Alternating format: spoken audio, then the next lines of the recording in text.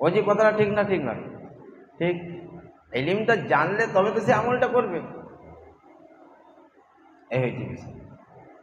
আপনি যখন খেতি বাড়ি করছেন, বীজ রোপণ করবেন, বিসমিল্লাহির রহমানির রহিম, বিসমিল্লাহি তাওয়াক্কালতু আলাল্লাহ, প্রথম বীজ আপনার হাত দিয়ে যেন হয়। মাথায় টুপি থাক নাই থাক, বিসমিল্লাহির রহমানির রহিম, বিসমিল্লাহি তাওয়াক্কালতু আলাল্লাহ। আপনি 19 জন করেছেন, তারা আগে রোপণ করবেন, আপনি আগে রোপণ করবেন। আপনি হয়তো চাষটা করবেন নি, আলু পুঁতবেন নি, 19 জনে পুঁতবে, কিন্তু প্রথম বীজটা আপনি পুঁতবেন, আল্লাহকে স্মরণ করে পুঁতবেন। ও মুসলমান ভাইরা, সর্বদাই সব কাজ যেন আল্লাহর হুকুম মোতাবিক হয়, আল্লাহর স্মরণ মোতাবিক হয়, আল্লাহর স্মরণে হয়।